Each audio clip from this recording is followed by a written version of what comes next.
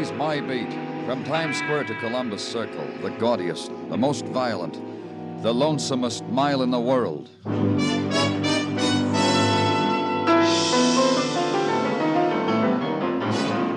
Broadway Is My Beat, with Larry Thor as Detective Danny Clover.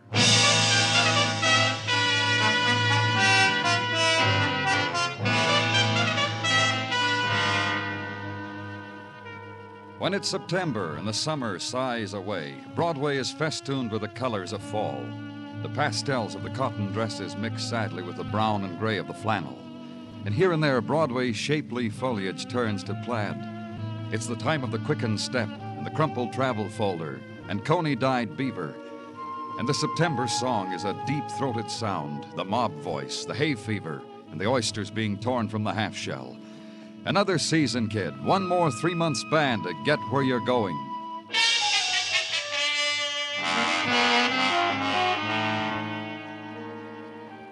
And the autumn days have their 6 o'clock in the morning time, the just beginning another daytime. It was a street where Broadway turns a corner into the 40s, where I was, and Detective Muggavan, and a woman. She's in here, Danny, in this car. Right there on the floor in front. Oh, who is she? Well, I don't know. No identification, no handbag. Just this. Car registered to Edward Bishop, 1110 160th. Uh-huh. Slip was in the glove compartment. Who found her? Officer Kaplan. Tagged it late last night for traffic violation parking. 5 o'clock when he was going off duty, he noticed the car still wasn't moved. Opened it, looked. Found her under that blanket. I'd say she was about 27, huh? Shot once in the back. From up close. Yeah, death probably instantaneous. Here they are, Danny. In the front of the car, Doc. Hey, you're a new doc, aren't you? Don't move her, Doctor. Wait for the photographers. But don't just stand there, Doc. You gotta... You'll get used to it, kid. This kind of thing happens a lot. And the cluster of the walkers to work, the people of the subway, glad for the delay of the dead woman who lies at the beginning of another day, stops it for a time, holds it, the desolate pause, the time for turning back. But the hungry day will not wait. The subways are empty and must be filled. The clever machines in the offices long for the fluttering caress of quick fingers. Can't stop for the dead kid. A buck has to be made. Give someone else your place in line. And in the corridor of the address on the registration slip, a woman in a raveled coat sweater sweeps away the night litter and autumn mists, gathers them on a dustpan, throws them into the street.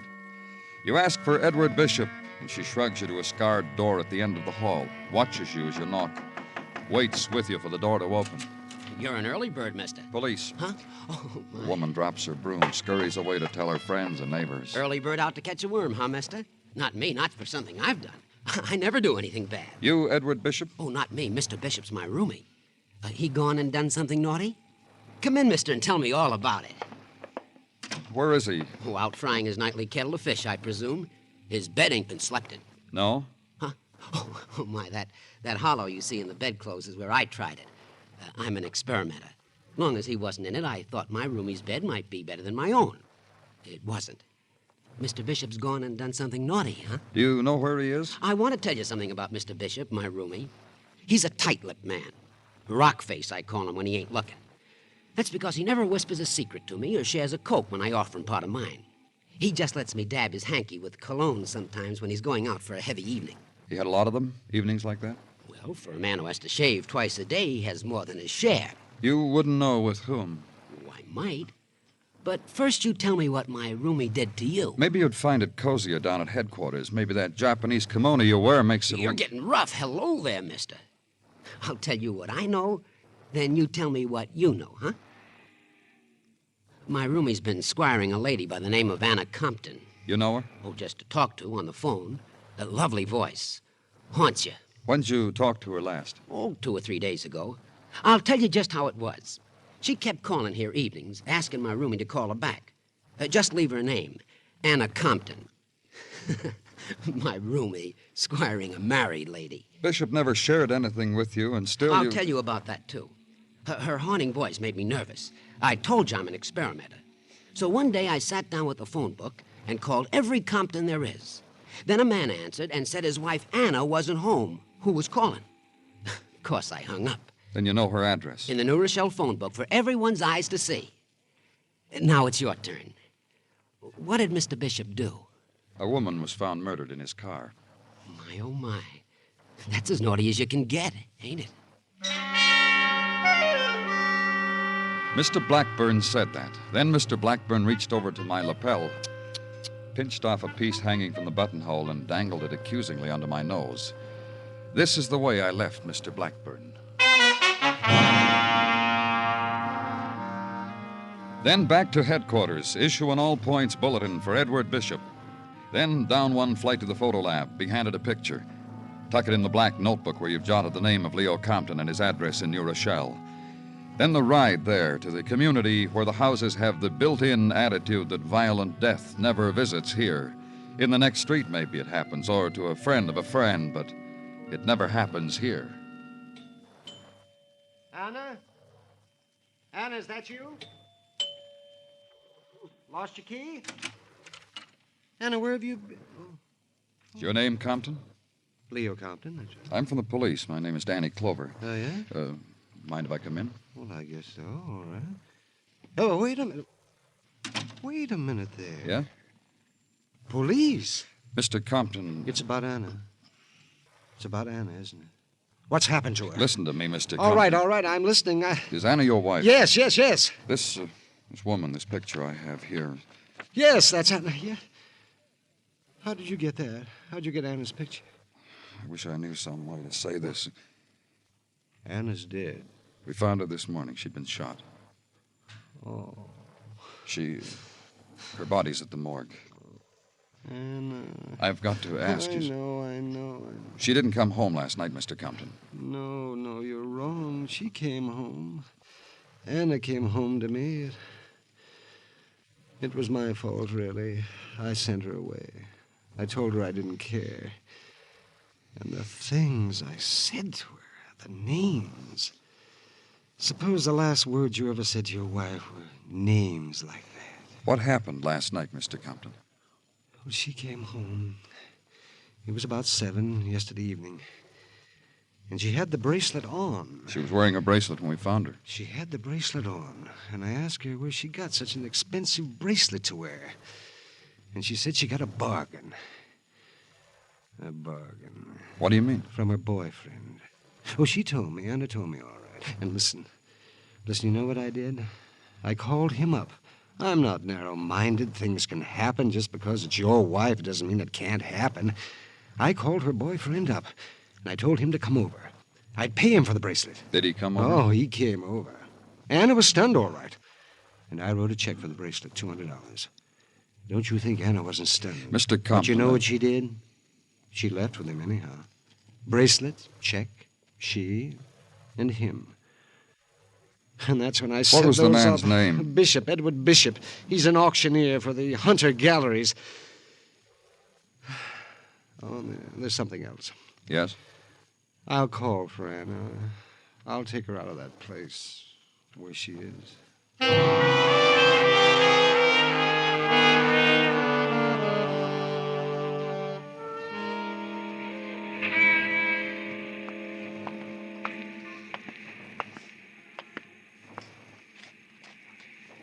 Come in off the Avenue of the Americas, mister.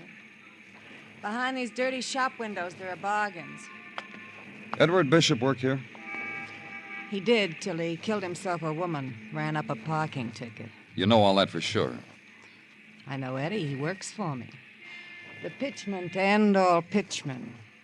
The spiel that kills, that's Eddie Bishop. He talk you into buying something you don't like, mister? You said he killed her. Why? You're a cop, aren't you? Come inside. I'll brew you something warm. It gets cold for everybody on the avenue. No, leave the door open. A looker might want to come in to browse. That's how it is in the world. Lookers, browsers, handlers, then walk out.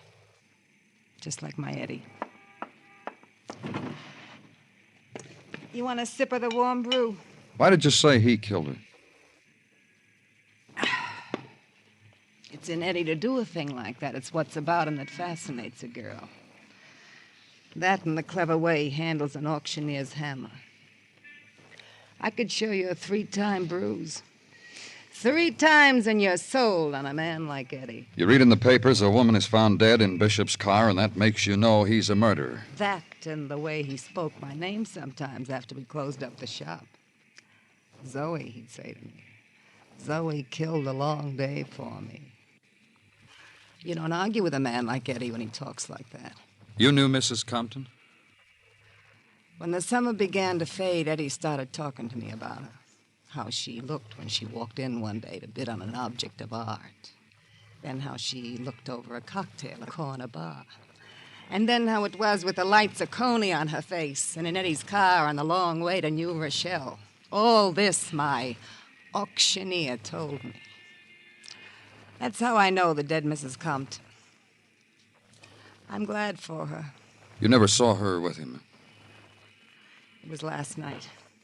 I watched from behind the counter. I saw her shove her wrist at Eddie. Eddie put a bracelet on it, one he'd bought from stock. I thought it was for me. Right in front of me, he did it. If it was like that for them, why would he kill her? Who knows? Maybe she rubbed him the wrong way. Maybe she asked him for it. Eddie was a man to oblige a lady. All right. Thank you. Do something for me, mister. What?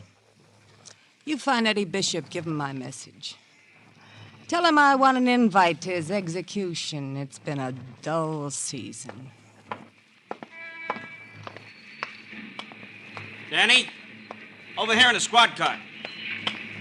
You got something, Muggavan? Well, maybe, maybe not. Guy was found dead in the building excavation over on 3rd. Nobody wants to touch him. Yeah, let's go.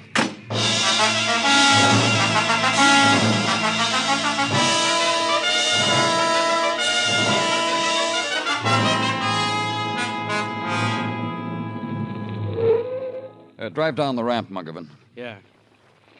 Well, this sidewalk superintendent's really got something to stare at now.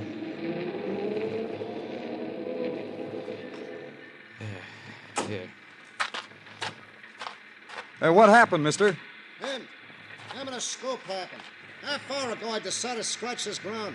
First scoop full of shovel come up with was him. Hey, let's get it down, huh? Sure.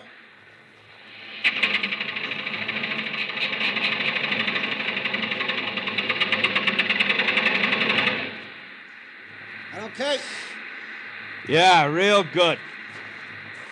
I'll take a look, huh? Shot, Danny. Now, here's a wallet. Look at this. Check for $200 signed by Leo Compton. Uh-huh. Paid to the order of Edward Bishop. Edward Bishop? He's the man we figured murdered Anna Compton. Yeah, the man we figured murdered Anna Compton. What? Well, what'd you say, Danny? Nothing. I didn't say anything at all.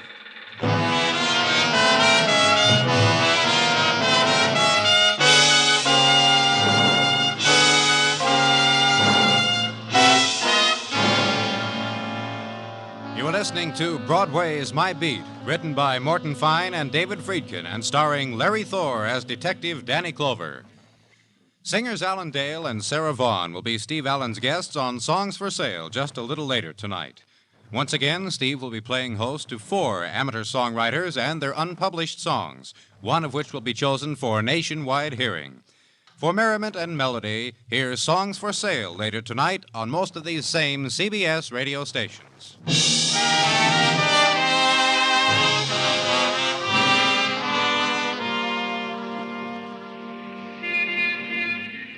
September morn dips a dainty toe into a Broadway billboard and unshivering gazes down upon a street that only yesterday was choked with summer. But the refuse is there, where summer has passed and left pieces of itself. In the scratch and warp of summertime blues still screeching out of the loudspeakers. The sunny mannequins, wax slightly melted, waiting in shop windows to be replaced by the fall and winter models. The faint odors of the sun-warmed perfume, the souvenir of the golden girl who walked right past you, turned a corner, vanished into a place where summer never dies. A place not open to you, kid. Only autumn's ahead of you, kid. Start using it. It's already given you 2 murders. A woman in the front seat of a car, a man scooped out of the earth on the teeth of a steam shovel. What more can you ask? September's showering her gifts on you, kid. Take them. They're all yours.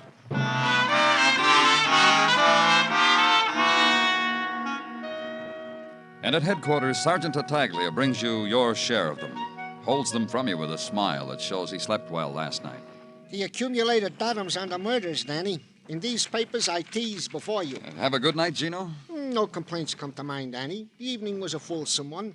Father McCleary came to call. A pleasant time was had by all, as is our usual procedure. Yeah, Father McCleary is a fine man. Salt of the earth. I asked Mrs. T to break open a bottle of Mogan-Dovered wine. He don't even blink an eye. Sips with you, talks with you, brings presents for the Tartaglia brood. This is a man who also brings you the gift of restful sleep. Remember me to him, Gino. Roger, Wilco. Now to the papers I am about to bestow upon you. In them you will find a report from Technical, to wit. The bullets that killed Mrs. Compton and Mr. Bishop, Technical states, came from the same gun. Mm-hmm. Markings are identical. The rundown on the past histories of Mrs. Compton and Mr. Bishop is contained in reports from interested neighbors and relatives gathered by... You'll spare me a moment, Mr. Clover. Look, you. Standard operating procedure is to knock when one desires a moment of Danny Come in, Clover's... Mr. Compton. I've come to demand something, Mr. Clover, and I intend to. Not leaving here until you give it to me. What would that be? Anna's bracelet. The one that... Well, everyone's dead. It belongs to me. Because you gave Bishop a $200 check for it? I stopped payment on my check. After all, that Mr. Bishop did give it to Anna. I needn't have made that stupid gesture. And now she's dead. And he's dead. Yes, your wife is dead. You loved her, you told me. The bracelet's mine. You want to quibble about it? Have me spend money on lawyers? You're Have right, me- Mr. Compton. It's yours. Take it. We've no more use for it. We have photographs. You understand. It's not the money. It's only that if it once belonged to her, it now belongs to me. It's a kind of... Remembrance of the dead? Well, I'm not going to think about it. I have enough trouble. Living in an empty house with no one to... I scrimp and save all my life, share it with Mrs. Compton. And the cost of things, Mr. Clover, it's outrageous. Food, furniture, clothes, and transportation. You know what cab fare cost me from New Rochelle? $5.60. It's outrageous. You could have come in another way. Oh, yes, and be mocked at, pointed to, as the husband of a murdered woman. They put my picture in the paper, you know, and that makes me a curiosity, a freak. You didn't tell me when I last saw you, Mr. Compton. What did you do after your wife left you with Bishop? What's that? I said, what did you do? Go anywhere? Talk to Well, anyone? of course I talk to someone. A man's wife walks out on him when he's given her all this. Who? Mervyn Mago. He's an old friend from boyhood. I go to him whenever I'm in trouble. He's a professional helper. He's in that business. He makes money by helping people? He runs a mission on East 40th. You'll like him, I think. Well, thank you, Mr. Clover. You were easier to deal with than I thought. Danny, a man's wife is murdered and he comes back for... Danny, you think... It's something to think about, huh, Gino? It was something to think about. Consider a man whose wife had been murdered. Consider, in space of 24 hours, his tears had dried, the shock of death had dwindled into something much more negotiable. A $200 bracelet, for example. The grief tempered by the high cost of taxicab fares. Leo Compton had motive enough to commit 2 murders. His wife because she had run out on him, Edward Bishop because he had run with her. Motive, certainly. So check on his story. Item. He was a man who needed companionship at the time of stress. Specifically, he liked to talk to a man who ran a mission. Go to the man who ran a mission and ask questions. Glad you came to see me, Mr. Clover. I really am. So am I, Mr. Mago. Now, A dozen checkerboards and a few back-issue magazines. You'll admit that I do the best I can. Then there's always the coffee and donuts. The boys expect them. Standard fare for places like this. Sure. Now, Once I got a bright idea. Put in a ping-pong table. Built it myself. You know, ping-pong for the boys, a little physical exercise. what happened? The boys didn't understand about ping-pong. Took down the net, made a backstop out of the old magazines. Well, I confiscated the dice. Loaded. How often does Leo Compton come down here? Sometimes often. Sometimes not for months at a time. Whenever Leo feels the need. Need of what? Someone to talk to. But why do you? Because he doesn't have to explain himself to me. The embarrassment of bearing himself to someone doesn't have to be done. I know him, Mr. Clover. I know him well. That's what I want you to tell me about, Mr. Mago. I guess it was 20 years ago I met Leo. We went to the same summer camp in the Catskills, a charity camp. I was his big brother assigned by the counselor. You know, the older camper. I showed him how to put a French tuck in a bed. His swimming buddy. You know? Uh-huh. And since then, whenever he got into With trouble... himself or with the world, he came to me. I like to think I'm necessary to Leo. I can understand. Leo is a product, Mr. Clover. The making of a living, the background of poverty. Even now that he's fairly well-to-do, it still eats him. What does? Even at camp, the pattern was there. He would organize little card games after lights out, wouldn't play himself, but took a cut from every pot. That sort of thing all his life. I see. Tell me something else. When his wife ran out on him, he came down here to talk to you. What did he say? Not a whole lot. He told me the story. I listened. That's just about all he wanted down here. He told you and then he went home, is that it? Not right away. He told me, and then the boys started to straggle in for their coffee and donuts. He joined them. He always does. He ate 4 of those donuts, Mr. Clover.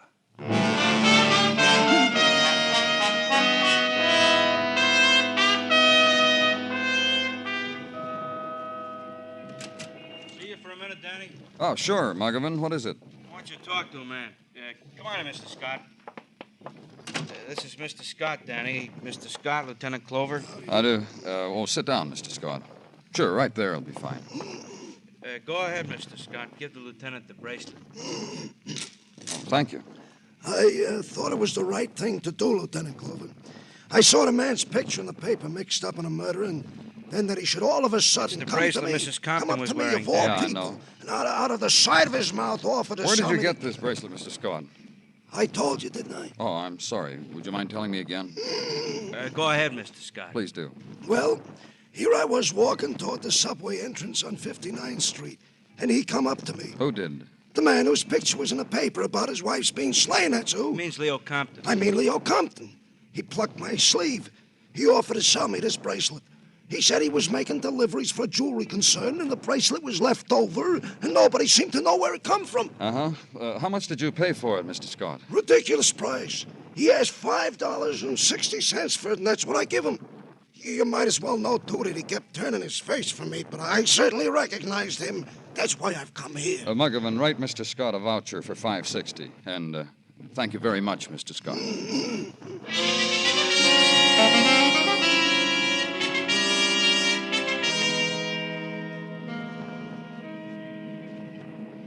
You call me in, Danny, and you ask me to step over into a department that's not strictly mine. And why don't you wait for the reports from technical? Huh? All I want is an opinion, Dr. Sinsky. Whose toes would you step on if you give me that? Gordon of technical. All right, so he deserves a toe smashing once in a while. What do you want of me, Danny? You examined Mrs. Compton. The bullet wound, Yeah. the type of wound where it was in her back. Is it one that would bleed freely? Yes, Danny, but you know these things as well as I. Why do I you just got ask? these photographs. Hey, look at them. The inside of the car where Mrs. Compton was found.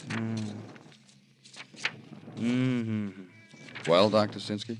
You know as well as I. Tell me Danny. anyway. I want to be sure. It is obvious that the loss of blood in the car was slight, which makes it, to me, apparent that the woman was not shot in the car, but somewhere else, and then put into the car and... I'm a doctor, Danny, not a... A detective? I didn't mean it to sound like Yeah, that. It's not- I know. Thanks for the opinion, Dr. Sinsky.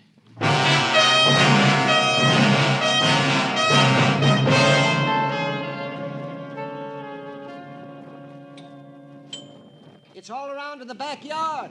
Go through the gate.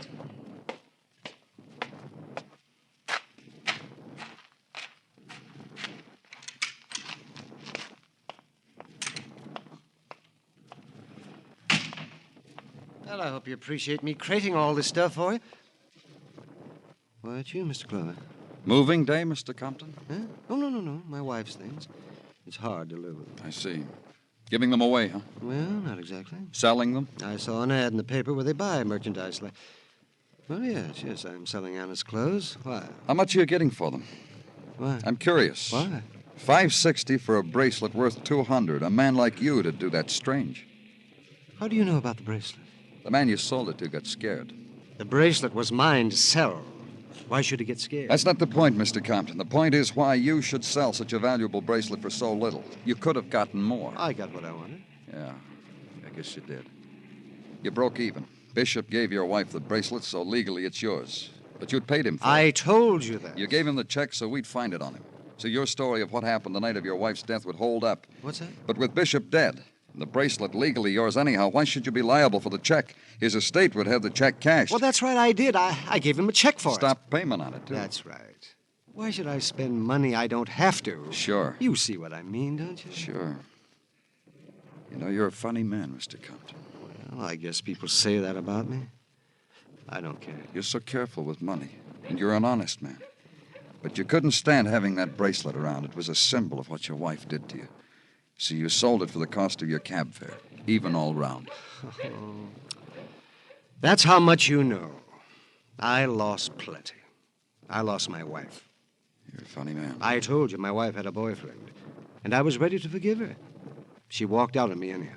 Oh, she would have come back. Don't you worry about it. You'd already killed her when you called Bishop. I told you that. Yeah, I know. I told you how it was. I said Then that. when Bishop arrived, you killed him, too. Wrote out a check and stuck it in his pocket. Put your wife and Bishop in Bishop's car as if she'd left with him. She did, I told. Oh, you didn't listen at all. I could call technical. They'd find blood in your house, no matter how hard you scrubbed. You don't understand anything. I worked hard all my life. I put my own price on things. My wife belonged to me. She was mine. And nobody gets her. Not for a $200 bracelet, they don't. What do you think I am, anyhow? Let's go, For Mr. a bracelet? What good is that? What did she need that for? As if it were something. I'm a hard worker. Things I own didn't come easy. What's going to happen to them now? Mr. Clover, you better get in touch with Mr. Mago. He'll know how to advise me. Well, he's just like a big brother to me.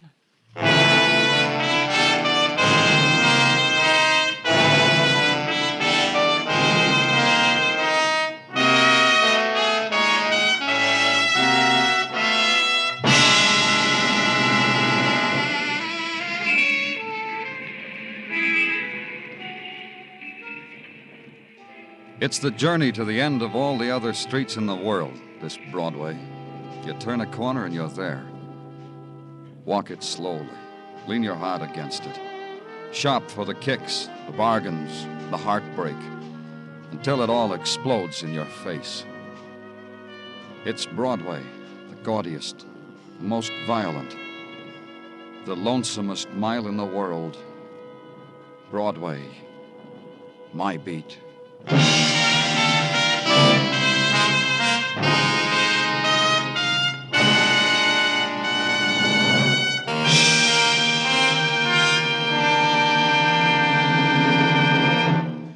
Broadway Is My Beat stars Larry Thor as Detective Danny Clover, with Charles Calvert as Tartaglia and Jack Kruschen as Muggavan. The program was produced and directed by Elliott Lewis, with musical score composed and conducted by Alexander Courage. In tonight's story, Howard McNear was heard as Leo Compton.